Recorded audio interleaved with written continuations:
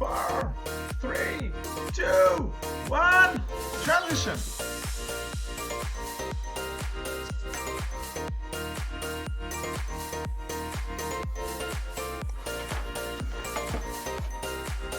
We're starting and I am coughing. Like the other day I went to the grocery store and I kid you not, I am pushing my cart, I'm fine. I enter the store and I was not stopping for the whole 45 minutes that I was in the store, maybe way less than that, maybe half an hour, and I was coughing all the time. And then as soon as you left the store, your body was like, oh, we're fine. This is good. I don't have to cough now. In the car, we're like, hey. Everything's fine. Exactly. One of my friends put it best that they used to cough to try and hide a fart, and now they fart to try and hide their coughs. And I'm like, that's the new weird. That's the new normal. It is. Welcome to the Art Stars. Art Stars is a program that we used to do IRL, in the real life, where we had a couple artists coming together and meeting and talk about their career, their goal, maybe some advice for people who just want to start. Tonight we are fortunate to have Ted Sloan. And the surprise is he's not going to interview me. I am going to interview him. I know some people might be like, what? Because Ted Sloan is an artist and he's a local celebrity. We're going to go back to that one. But Ted Sloan did facilitate an Art Stars, and I think moving live on YouTube, you'll have a record. After that, I will do a little movie, a little clip about that. I'm just going to cut, like right now, I'm going to cut that. And by the way, cut. We're going to learn a little bit more about you, Ted. Welcome, Ted. How are you doing? I am great. I've just spent the last little bit watching the wizardry behind the scenes here. You've been showing me some things. I'm fascinated. I am well, is what I'm saying. I'm super excited. I didn't ask, how are you? Sorry, I know that you're interviewing me, but how are you? So, first interview is maybe a strong word. I think it's more like a discussion. Because first, I am a journalist. When I wrote my question, it was more like an executive director question. It was more like, so what do you want for that job? What are your weaknesses? What are your strengths? So it's more like a discussion. And I'm good. I'm coughing. It's great. That's the first time I'm experiencing shame in public. Like, no, I can tell you, I'm not sure. It's true. I'm coughing since I was born. So. Well, I love it because we were just off air, and you didn't cough once in the setup to this, and then as soon as we're on camera, it's just once. Every time I'm in public, I'm coughing, and I know I'm not the only one. I know you are coughing too. It's true. So let's talk about that. So COVID-19, we are live because of COVID-19. Maybe in a couple of years from now, some people are going to watch that video and be like, what the hell? We are live because of COVID-19. We are experiencing social distancing. In BC, we're in a good shape, but we still have a couple sick people and a couple people who died. All our nurses and doctors are doing a tremendous job at trying to cure that, trying to help people. So, and it impacts you, Ted. You're a teacher. Tell us a little bit more about what is happening to you and to the schools. It's weird. So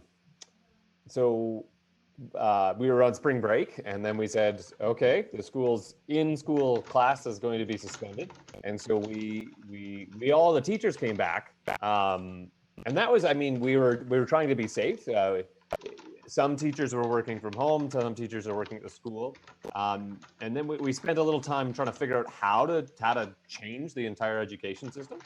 And then this week we've just been rolling out classes online, and it's been really interesting, actually. My kids have been superstars. I teach grade 7, grade 8, and grade 9 at one of the middle schools here, and they've been have to say they've been the highlight of my day. I've reached out, I've called each and every one of them, and it's just been they're so bored, but B, they're taking it like champs. Like that's been. I had a few kids who are like, I'm really stressed out, but they have routines. They're dancing, they're singing. It's been actually kind of like made me feel lazy when I talk to them because they're like, yeah, we're up at 6, we're doing chores. So yeah, it's been weird. It's definitely the education system is on a new angle. It's been fun though. It's been really fun. Well, my kids are up at 6 too, but no. No. I don't think they're doing chores. No. Well, we did the same. Like I'm more on the parent side. We try to get some education and try to do the homeschooling. So first, I hope that situation will shush everybody who says that stay-at-home parents are not doing a lot of things. Stay-at-home parents are superstars. Like, dude, when you're asking about how the education system is, everyone's like, teachers, you guys are great. And I am on the other side going, parents and home humans, you guys are superstars. Like, the amount of time that you guys are spending with your kids now, I don't have kids, so I'm just in awe. And like, you guys, you're the true superheroes right now. Yeah, to all the parents, and I know it's difficult. With my wife, we are fortunate enough to keep working at the North Peace Cultural Center. That's why we're doing that. My wife is still working, like she's alone in the office. So everything is fine for us. We still have the income and stuff. So we share the day, afternoon and morning. And that's enough, because after 4 hours, like, hey, it's good to go to work. So yeah, that was the little blurb. So I said a couple times, and I know we discussed already, but you are a local celebrity. Everybody knows you. Everybody knows you. And now you are notorious for delaying the closing ceremony of the Olympic, the BC Olympic, the BC Games. Sorry, you delayed that just to do a paper rock scissor with everybody, and that shout out for that. Well, if that was okay. So the behind the scenes story of that, this is fun. And I don't know if I'll. Hopefully, I won't get in trouble for saying this. So I'm emceeing the games, and then the organizer, about a third of into the closing ceremonies, goes, "You're going too slow. Speed up. You're going behind schedule." And I was like, "Oh, okay, great. I'll speed up." And then I went on and sped up, and then about 10 minutes later, he comes back on and tugs on my shoulder and goes, "You're going way too fast. We're slow down." And there'd been a miscommunication in the back. It was an honest mistake. But yeah, we went from like having to sprint to having to slow everything down. It was crazy. It was fun. Well, there is always things happening in the background, and I was watching the ceremony on live, and I was like, okay, at one point you say, oh, sorry, we're going to do something, and I'm like, whoa, that's amazing, like, it's great to do that. It was fun. As a viewer, I can tell you it was fun, but I know the stress that is behind the scene. So, emceeing, how is it? Pardon? The everything? Being an MC, because you did MC for a couple of things. I think you're one of the people that everybody calls when we need an MC. Well, that's great. I have. That's fine. You have something, and we'll know why you have that. It's because of the art and because of the theater. But how is it to MC? How do you prepare for that? I love emceeing. Emceeing is my people ask what hobby I have, and my hobby is emceeing. I prepare by getting to try and know the like a lot of organizations are like, hey, are you free? And I'm like, yes, tell me about your organization. Because that's the best way to prepare is just to go say, hey, what awesome things are you doing? When I started radio when I was young, I was 14 years old. And I literally walked into the radio station as someone was walking out, and I said, "Can I have a job?"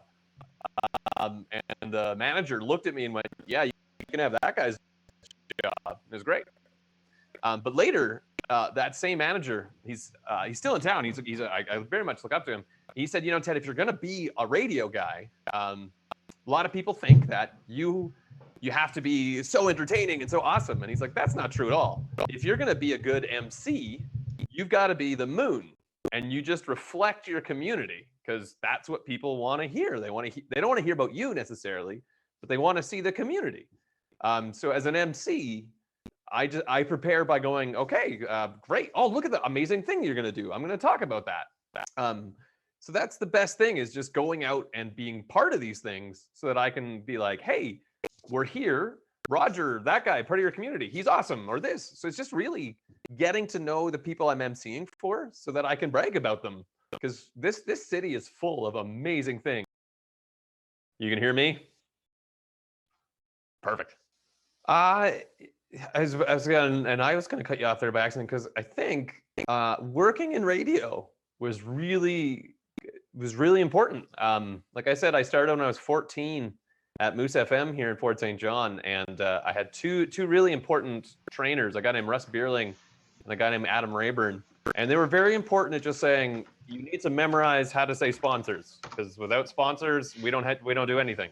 And then working for 7 straight years at the radio station, you got really good at reading something, going, that's really important, keeping it locked in the back of your head, and then talking. And it got you really good at being able to lift things off the page and remember it. And then the next thing, I was really fortunate enough to go to a very high level acting school in Edmonton. And so for 3 years, I just ate, slept, breathed, and dreamed about memorizing text and then saying text, and then memorizing text and saying text. I mean, at one point, I don't know if it sounds boring, but for about 2 or 3 weeks, we had to memorize a Shakespearean sonnet in the evening and then perform it the next day, and then memorize another Shakespearean sonnet in the evening and perform it the next day. So you got really good at memorizing things, making things come alive, and keeping on going. So it was, I had about 10 years of training in order to become the MC I am today. I didn't realize it was that long, but yeah, it's been a long time. So I hope you can hear me in the chat. I know you told me that I was muted, and yes, I was. Thank you. I have a Liam T. Liam T. Sorry. Yo, Ted. Greetings from your old Guelph roommates, Liam, Alex, Ryan, and Dang. Stay awesome and stay safe. Hey guys, no man, those guys were when I was becoming a teacher out in Guelph. They were like, it was the bachelor house. It was so much fun. I don't know if they can hear me, but hello guys, and you guys, I miss them a lot. They introduced me some really good Thai food in Guelph. They're awesome. So now let's dive a little bit in the discussion, and starting with the little question: who is Ted Sloan? Ted Sloan's not even my name. That's the fun part. I'm not Ted Sloan. This is the fun thing that I guess everyone will know now. Nowhere on my birth certificate does it say Ted Sloan. My real name is David, and I'm named after about 6 different people. But I would say Ted Sloan is David Sloan is it's just someone who's really interested in hearing people's stories. I'm a really boring person to hang out with, because I'll just ask you a question, be like, tell me your life story, because I'm really genuinely interested in knowing about you, because people are great. So I'm a people person who loves hearing what people have to say. It's really hard, Baptiste, not to ask you who you are at this point. Well, yeah, that will be another. You know what? There is a tradition in. I know it's in the French TV. I don't know here, but the first guest at a show is kind of the godfather or the godmother of the show, and at the end that guest is coming back, or like at the end of the season. So I'd love to have you back here, and maybe we can change the. I cannot. I would love. We can change. I'm looking at the chat too. I don't know. I share my screen with Ted. I don't know if he can check the chat right now, but there is I'm really gonna good. you, There is good people that really love you. That's for sure. There is but good people I'm gonna that pull up. really loves you. I think I'm speaking like Trump right now. No, we won't get too political, but you are very well spoken, Baptiste. I'm gonna get my device to see if I can go on the chat. This is my house, everybody. Those are flowers. This is my very small apartment. You basically saw everything right there. That's it. Well, you cannot see what is behind me because I have a table tennis right now. It looks so professional. I Your know. studio. It's not. I had my kids crying earlier, and I have a cat who came and be like, "Meow." It's live, buddy. Yeah, so It's people just have a seat, and we're with Ted Sloan. We have a little bit more people right now, so that's great. The chat is here to ask questions. Ted will be able to check the chat soon. We have a discussion with Ted. Oh, sorry, David. And and what I want, the art start is really to help people who wants to do better or who wants to just start. Like a year ago, a little something about me. I studied improv in Winnipeg, and I always dreamed about that. Not improv, but being on stage, and I'm always the one trying to laugh around and joke around. And I started. It's a leap of faith. So, how was your leap of faith? How did it start? ah, well, before I answer that, just for those who don't know Baptiste, Baptiste in the, we've had two conversations to prep for this. He is by far one of the funniest people I have met online. That sounds like it's a weird dating thing, but no, he is. You are. If you ever get a chance, if Baptiste like I'm hosting an improv thing, you should go. Oh yeah, please. But my leap of faith is I don't. I never wanted to be in the arts. I wanted to be a teacher. My dad is a teacher, and he's a very good one. In fact, he and I are co-teaching right now, which is a lot of fun. But that's another story. Um, I think my leap of faith was actually it was a drive to Lethbridge. This will be hopefully not too boring, but I was supposed to go to U of A to become a teacher, and that all went wrong when the girl I was dating at the time, who we're still friends, she's wonderful. We were not meant for each other, but she's a great person. She called me because we were both supposed to go to the U of A together, and she said, I'm not going. I don't. This is not working. And something had gone wrong, and so she couldn't go. And she said, "Do you want to go to Grand Prairie with me?" And I was like, "No," because my sister was going to Grand Prairie. So my leap of faith was I stayed in Fort St. John for a year actually, and in that year I got to know a teacher who said, "Have you ever heard of this U of A acting program?" And I said, "No." And she said, "Well, you should audition for it." And so I did. And I guess why that's important is I didn't realize that this program I was auditioning to, over 1,000 people audition and only 12 people get in. I didn't know anything about that. I just thought people just would go for it. So I guess my leap of faith was A, staying in Fort St. John, and B, auditioning to this program that I had no knowledge about. And I ended up throwing up in the audition, actually. And I think that's what got me in. So the stress, yeah. And what happened after that? Well, the first thing is I made a fool of myself. When you audition to get into acting school, you rarely audition for one person. You usually audition in front of a panel. And having worked in radio, I really enjoy when people have beautiful voices. And one of the gentlemen just had this gorgeous voice, and so he said, "Do you have any questions?" And I said, "Oh yeah, like you have a great voice. Like, how did you get it?" And he looked at me and he said, "Oh, I've just been doing this for a while." Turns out that gentleman is a guy named David Lee, and if you're in the Canadian theater scene, David Lee is the vocal coach for Stratford, or was at one point, which is like, it's basically saying he's the top voice guy in the country.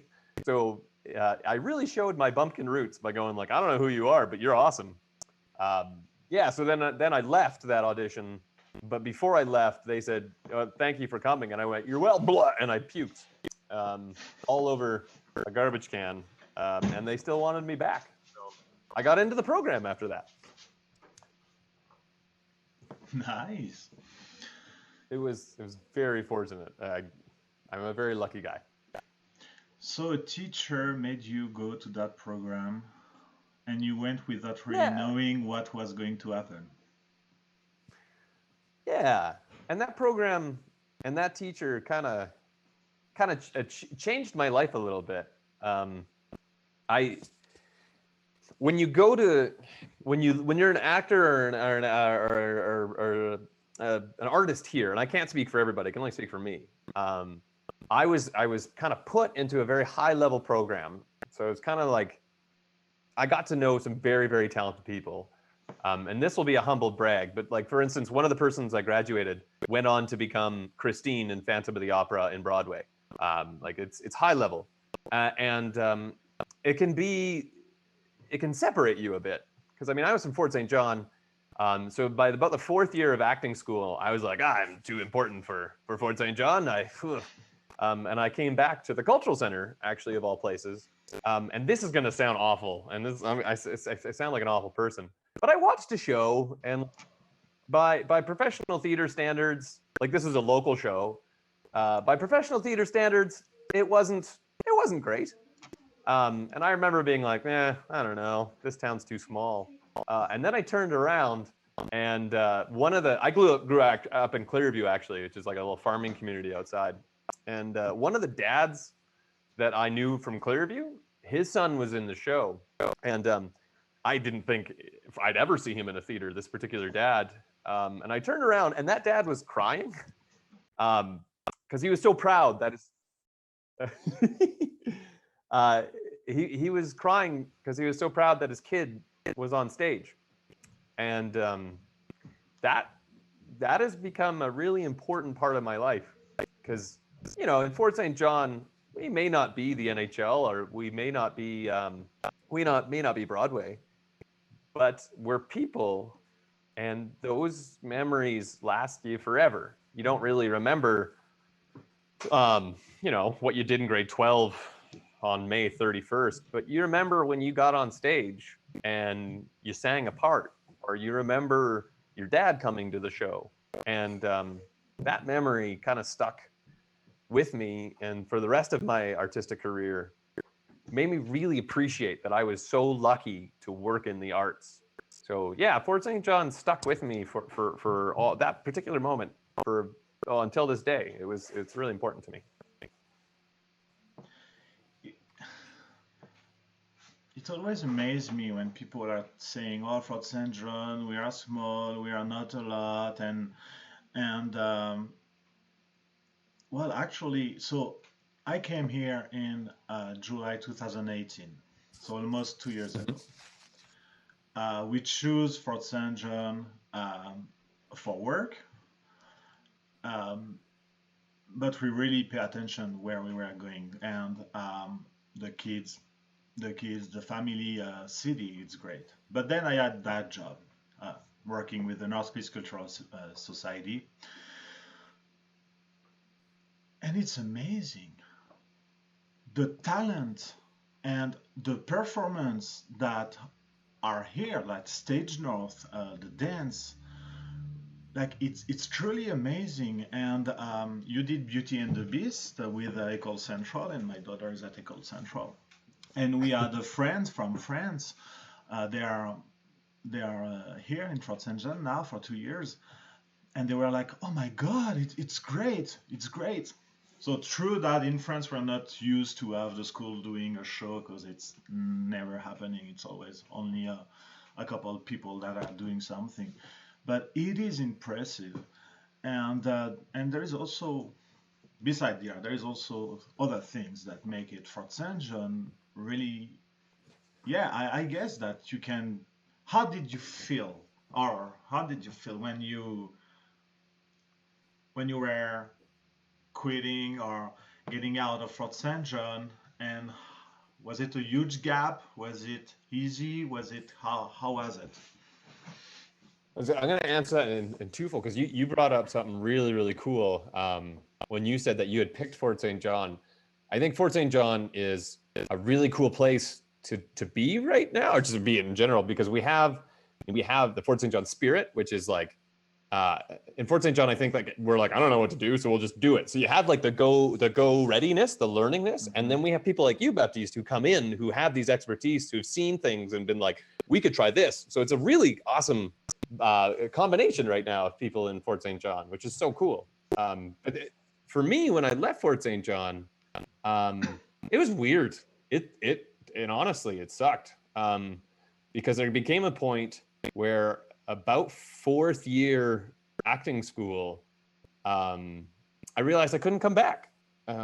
Like this town, I love this town. I know a lot of people. I'm being on the radio when you're 14. I had like 6,000 moms. I felt like because I'd always call in because I talk about my life and they'd be like, "You should do this." So I felt this is my home. But leaving Fort St. John, it was awful because I knew that at that time, if I wanted to pursue a career in the arts, I had to go. And I guess everybody feels like that when they move out. And it was just really tough to go, oh, this place that has raised me, I can't go back to it right now.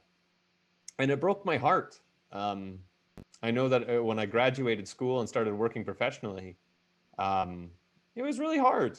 And I couldn't even visit because I would get too heartsick, which is really tough. Because when you love something so much and you realize that you can't go back because you'll hurt, that sounds really artsy fartsy, but there's a couple of years where it was just this really weird relationship back and forth where I really wanted to come back, but I knew if I had to get better, I had to keep going higher and higher, and further away from Fort St. John. So it was a stretching process. I feel like I was loving Fort St. John and growing, and it's made me feel a lot.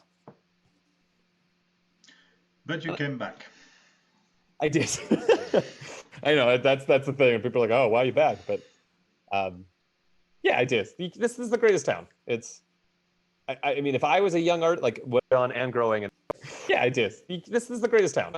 And I say, leave, go out, leave Fort St. John. Don't stay here. But you have to.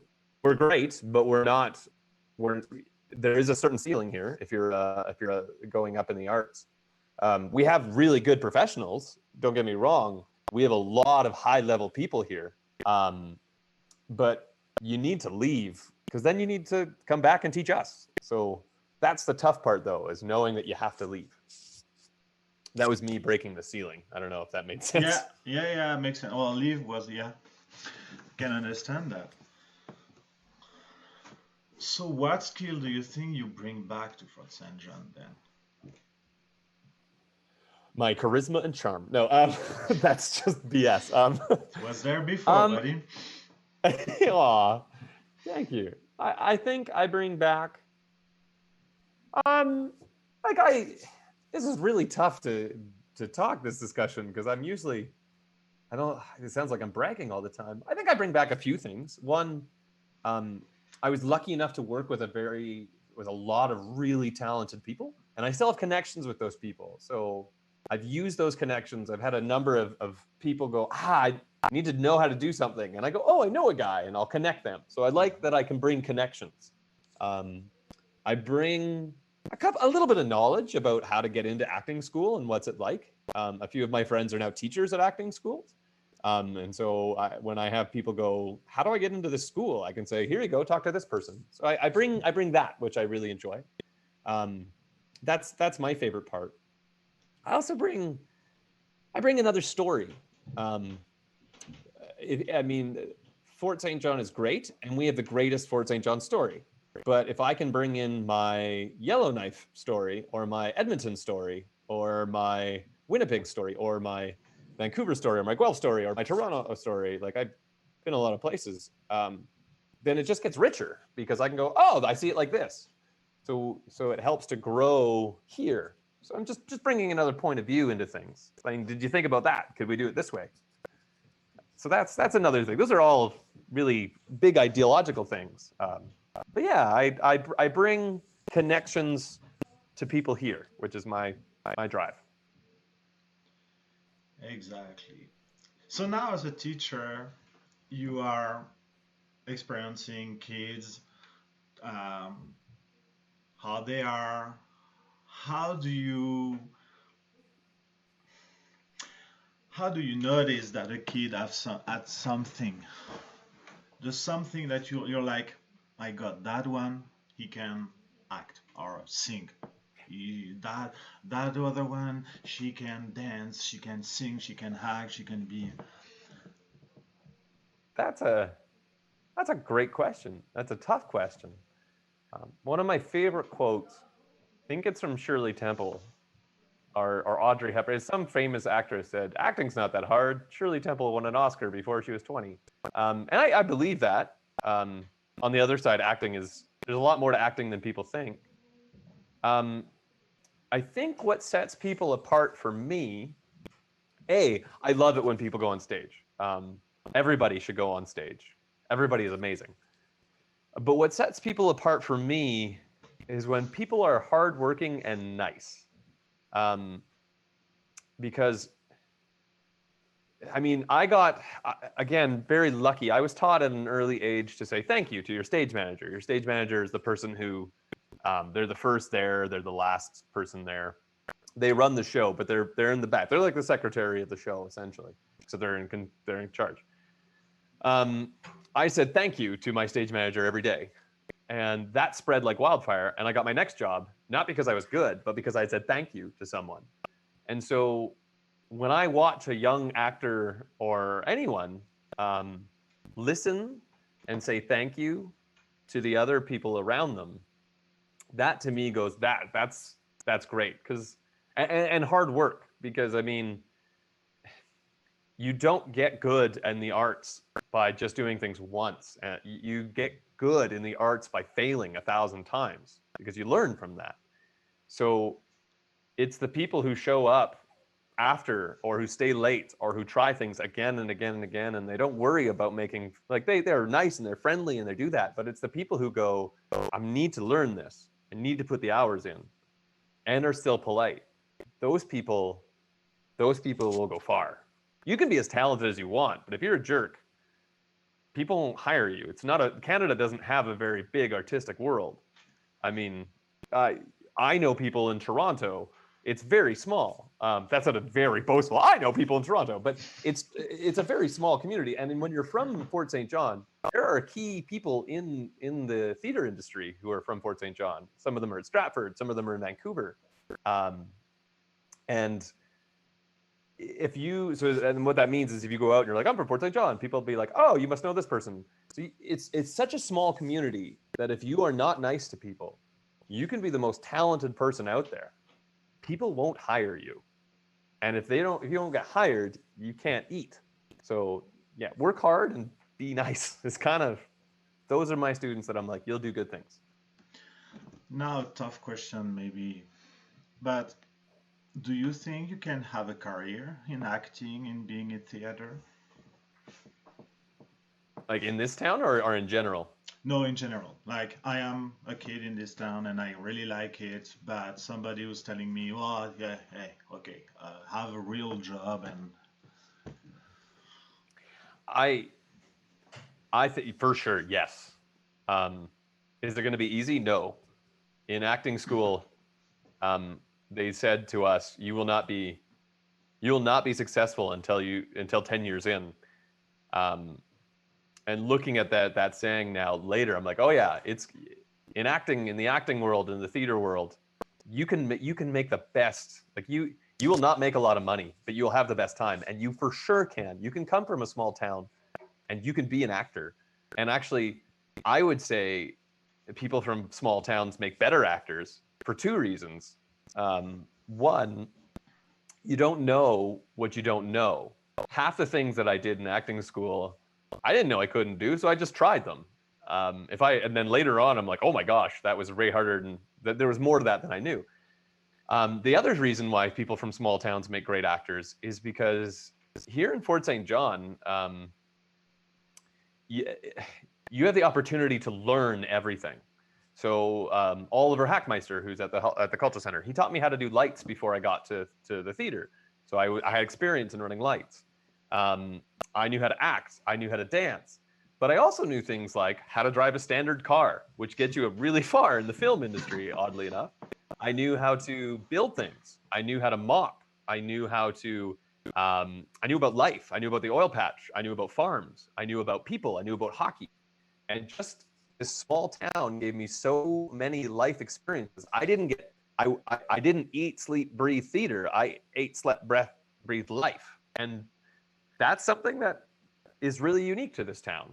So you have a leg up, I'd say, coming from Fort St. John. Again, you have to work hard, but yeah, totally. Go act. You can. And the other thing I'd have to say to that is, the hardest part of my acting career was stopping it. I would say I'm ashamed is not the right word, but ashamed is not the right word, but it's a hard word. It's a hard life to be an actor. I have a number of friends who are in the acting industry, and we kind of look the same. We're white, middle-aged dudes. We look the same. So we're going to go for the same roles. And Oscar Wilde once said, when I hear of a friend succeeding, a little part of me dies. And that's true. You always are going up against people who you know and love. And I couldn't do that. And so I had to bow out. And that was so hard. And then it got even harder because I felt like a failure. I let down all of these people who had believed in me as an actor. And it's only been in the last 2 or 3 years that I've realized I haven't let anyone down. I haven't failed. Acting is just learning how to communicate with another human being. And you can be an actor for 5, 10 years and then move on to a different career. You didn't give up. You're just writing your story a little bit more. So to those who want to go into the acting world, go, do it. Go.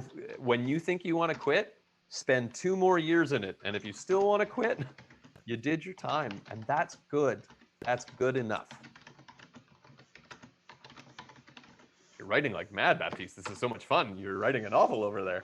No, I'm just saying to the chat that we have around 60-second delay. I had a question from Giuseppe Amatuli, but it's gone now. It was a long time ago. It was a long time ago. Yeah, he asked. Go ahead. I want to say, Giuseppe he's one, like, so we're in a play together, Giuseppe and I hope he hears this. Like, in Fort St. John, Giuseppe can come and be on a show, and he's fantastic. I hope we get to do the show together because it's so much fun watching him on stage. He is one of the smartest men I've ever met, and just so much fun to watch. Anyways, hi, Giuseppe. What was his question? I should ask that. Well, he said, no, I cannot believe that. That's funny. So why, Ted? So why? Why? Because when nature calls, you got to go out and meet it. No, that's a euphemism for peeing. Oh, shoot. I'm so sorry. Giuseppe, I hope you're happy with that. Because it's there. So that's what I wanted to know about what can inspire a kid or a grown-up to do theater if it was a career, how you did. I think we have a little bit of that today. So what would be your advice? Yes, go ahead. Oh, no. What would be my advice? Is that the... my advice is oh, you even asked me this question a couple days ago, so I could prep for this. My advice is just try things. Try things, and if you fail or if you change your mind, you're not a bad person. I had a professor who I have a lot of professors. I have also have three post-secondary educations, so I have a lot of old men and women in my life who are fantastic. That sounds weird again. Anyways, but he said if you're gonna try something, just try it. Don't question it. Don't editorialize it. Just jump in with both feet. And then when it's done, figure out what you liked, figure out what you did not like, and then move on. If you're gonna go into the acting world, jump in with both feet. Know it's gonna be hard, but know that you're stronger than you thought you were. And don't let anyone tell you you can't do it. Yeah. Even though And people will say that you cannot do it, that it's not for all the you, time. that all the time. You hear that all It's the time. well, and I mean, in part of acting school, like being a high level artist is the same thing as being a high level athlete. You have to become really disciplined. You get told all the time, even by your professionals, that you can't do it, and like you just get to shake it off by the end, and it hurts still. Like it's not as though it doesn't sting. I mean, I still have my fiance is lovely, and I'm sure she feels like my therapist sometimes because I'm like I'm not a good person, and she's like don't sweat it. So no, that's I am a good person. The therapy is working. But yeah, like just recognize what you're feeling and know that you're okay. You're okay. You are enough. I have a great question from Liam T. Global question. What has been your favorite performances that first you acted in and second you helped produce? Oh man, my favorite thing that I've ever acted in, and my favorite thing that I've ever produced. Is it because there's a whole we haven't talked about. I was an actor for a long time, and then I was a stage manager, which is actually things I'm more proud of. But the thing that I most enjoyed acting in would have to be some stuff in Fort St. John. I really enjoyed acting in Fort St. John. Um, Sadistically, I enjoyed acting in a play called Unidentified Human Remains in the True Nature of Love, which is a terrible title. Um, I I had to be nude. That was weird. That was a new experience. That wasn't why it was my favorite show to be in. It was an intense process. It was one of the ones where I was like, oh boy, this is tough. The other, I guess, my favorite acting experience is I got to be in a show called A Few Good Men. There's a movie, it's based on it, and I had the chance to train with the Canadian military. If you know someone in the military, they are tough. I could not survive. And B, I had to stand in this play. I had to stand still for 46 minutes, staring another man in the forehead because we were guards and we couldn't flinch. So my favorite thing was standing for 46 minutes, looking at this guy's forehead, trying not to laugh, and like fantasizing about guacamole. It was weird, but it was fun. That was one of my most fun experiences. Um, the show that I'm most proud of producing, actually, one of them is Beauty and the Beast. That was fun. The other one is I got to be part of a theater called Theater Under the Stars, which is in Vancouver. It's in Stanley Park. It's a big theater. There's 1,200 people who can go to that theater at once. It's an outdoor theater. And I was either lucky enough or unlucky enough to, be the production manager of it. The production manager is the person who's in charge of a lot of things. They're basically they're I wouldn't say they're the boss, but they're kind of the boss. And I was 24, 27. 26. My fiance is she's in the corner. She's amazing. Anyways, I had $1 million to do stuff with, and they were like, please don't mess up. And I was like, I don't know what to do. But we ended up, I think, we produced a show called Hairspray and another show called I don't remember the other one was. Oliver. And we had over 30,000 people come through those doors. And with a very good team, I didn't do it, they did. My proudest moment was standing in the stage management booth, watching on closing night, getting a standing ovation for one of the singers and being like, I was a part of this team. That was perhaps my proudest moment, knowing that I was a part of that team. These are boring answers. I apologize. Okay. Giuseppe started a chat and then didn't finish. I was like, what is the end? But now I have the end. Hi, Ted. Thanks for your words. That's too kind of you. I do hope we will be able to perform. Anyway, you mentioned something important. Being an actor could be just a part of your life. Then you can move on and start something else. And that's why we should be proud of Fort St. John. Here, we have the possibility to do what we love the most, even when we move on. That's the beauty of Fort St. John. Giuseppe, those are really good words. That my favorite piece of advice or my favorite story given to me, and Giuseppe, those were really true. This just reminds me.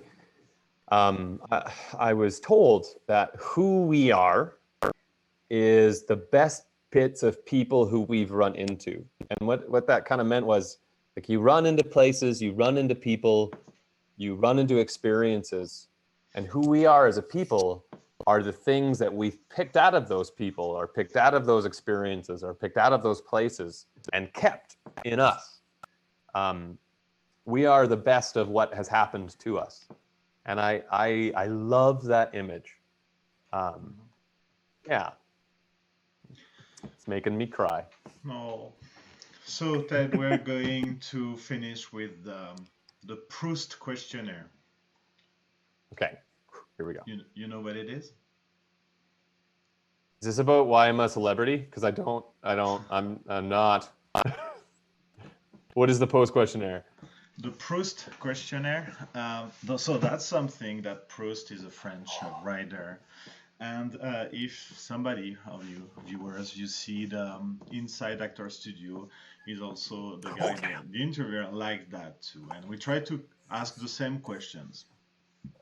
By itself, they are stupid questions, but the answers are making it great. Okay, I'm ready. Oh, Ascension St. Maria, we look forward to having Ted be our MC to Blue Days for the Fort St. John Hospital Foundation. I'm so excited. Blue Days is awesome. As long the last time I emceed Blue Days, I don't know if she knows this, I ended up waxing my chest and shaving my legs. So if we need to do that again, it's on the table. There is a lot of hair underneath the shirt. That got weird. Baptiste, I don't know if you're gonna like. I'm so sorry because you're gonna be like, I'm never having it. I keep everything. I put everything on Facebook and then everywhere in town. Yeah, apparently this year or next year would be the back too, shaving the back. That's. But my fiance is sitting right here. They say they're gonna shave my back. Maybe she gives a double thumbs up. I made that up. Okay, so you see a couple questions. What you appreciate the most in your friends? Their honesty, and their stories. My friends are very wise. I'm very not wise. So I like it when they tell me things. So I appreciate their honesty. And they tell me when I'm stupid. What is your favorite occupation? My favorite occupation is... that's tough. I'm trying to think quickly. My favorite occupation is... I'm going to play the fiance card here and say a landscape architect. My fiance is a landscape architect, and she has taught me so much about... Essentially what a landscape architect is someone who... Think of an architect, but of like land. But they are people who make sure that cities are safe, that parks are safe, and that the world is fun. So my favorite occupation is someone who designs the world around me and makes it so good, I didn't even know they designed it. What is your idea of happiness? My idea of happiness is sitting on a dock with mountains, a good book, a ton of peanut butter by me, and it being like spring or fall. That would be awesome. If not yourself, who would you be? If I wasn't going to be myself, I I want to be a tree. I'd like to be an ant so that I could see things like how things change over hundreds of years. An ant from Lord of the Rings. I'd want to be a tree that could move. That sounds super artsy fartsy, but I would love that. Sloan, by the way, Sloan means ironwood in some language, which essentially is an oak tree, I think. So there's something there. What is your favorite heroes in fiction? My favorite hero in fiction is Wolverine. I don't know why. Oh, Wolverine and Daredevil. Daredevil is. I have a religious background. For a span, I tried to be a youth pastor. Wasn't great. But so I really love the confliction that Daredevil feels between God and evil. Wolverine is so cool because he's Canadian, and actually one of my friends is auditioning to become the next Wolverine. So I'm like, yeah, go Jamie. Yeah, so those two are like, if it's got Wolverine or Daredevil on the poster, I will see it, no questions asked. What do you hate the most? I hate it when people are mean to each other. And I have a kid asked me that today in class. Like, the world is hard.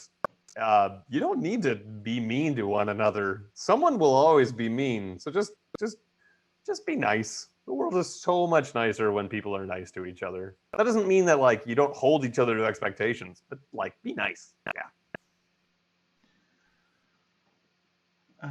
And the last one, I try to find that one.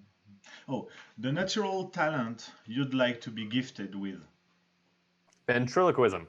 Like as a kid, I always wanted to be able to be a ventriloquist. I practiced for 5 minutes watching a YouTube video. Didn't work, but I wish I could be a ventriloquist. Baptiste, I will only ask you one. What natural talent do you wish you had? Oh, natural talent that I wish I had. Languages. I envy my wife who can catch a foreign language like that, and it took me 10 years and I'm still saying he do something.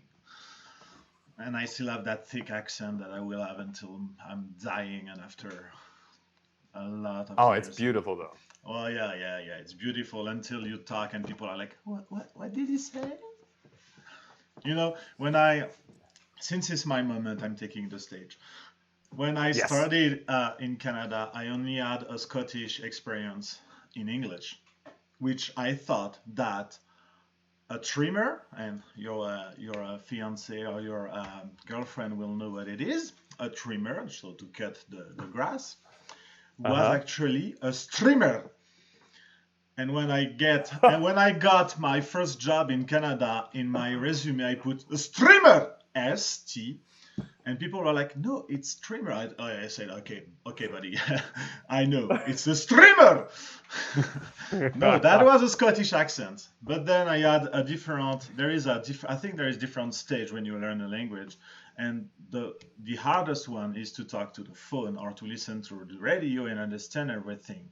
Because you don't have that that contact that you can guess what it is. So when I was able to go to a drive-through, order something, and have that thing, that was a winner.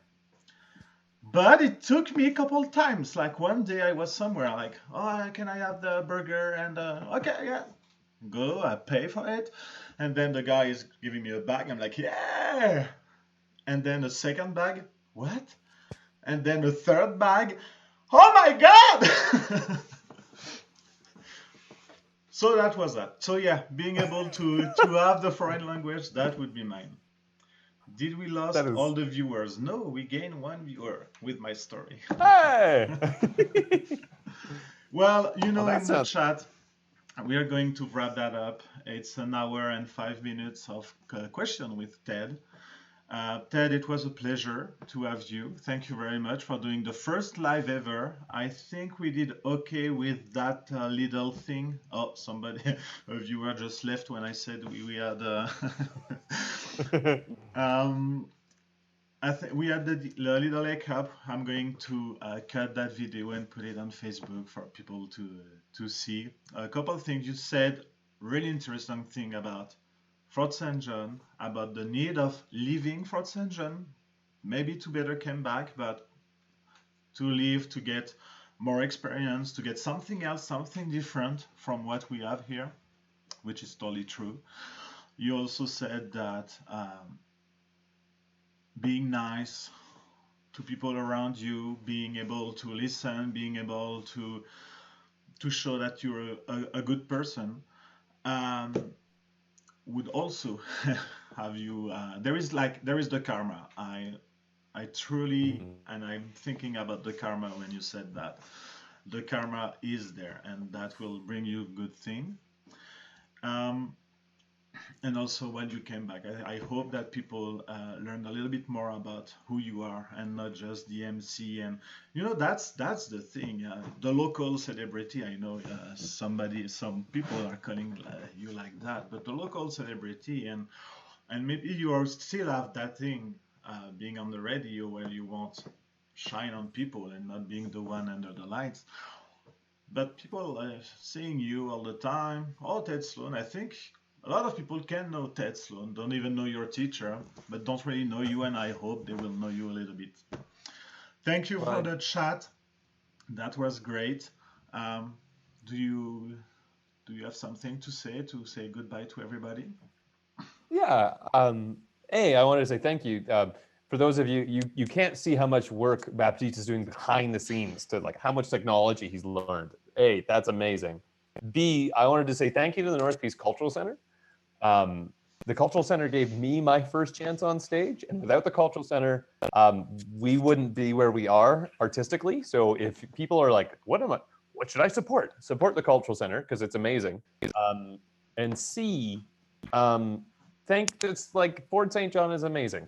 Like that is the best. This has been the best place to grow, to settle, to maybe I'll leave one day, but like I am not I am not anything special, and if I am, it's because the people in Fort St. John made me that way. So thank you, Fort St. John. I'm really, really honored to be here. I think that's it. Thank you, Ted.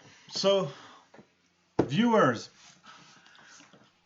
thank you very much for being there. We had 8, we had 12 viewers at one point, and I think it's pretty good for the first one ever. It's pretty good. We have more coming next week. Um, we have a poet next week that is going to be at Ted's place in that frame. We are going to have way more people. We're also going to have a story time. Laurie Ackerman, our mayor, she did a story, and I am editing that video, and you'll be able to have that on our Facebook and here on our channel, YouTube channel. And right now, Oliver Ackmeister, still at the North Peace Cultural Center, the artistic director, the operation manager, right now is filming dancers. They are coming, just a family, one a day or two a day. They are dancing, couple dance or one dance. They have a little interview, and we post that. Have a look. You don't like dance? That's okay. Just have a look. Take a couple seconds, go through the video, and you'll see it's amazing. It's really amazing. My kid were looking at that, and my daughter said, "Oh, I want to do that." And I said, "You know what? We paid for dance 2 years ago, and you dropped off, so no." But that's amazing, guys. Thank you very much. Have a good night. Stay isolated again. It's going to last for long, so we keep it together. You'll have the advertisement, you'll have the entertainment with the North Peace Cultural Center. Ted, thank you very much. You'll be at the end of the season, so let's say the end of the season would be September, and you're going to be in my window, and I'm going to be in yours. Yes. Ask me That's going whatever to be you so want. exciting. Anyway, I will be the one controlling the live and the YouTube. It's tough, but you can do it. Ted, last word. Good night, Fort St. John. Please take care of each other. Thank you for being the best place on earth.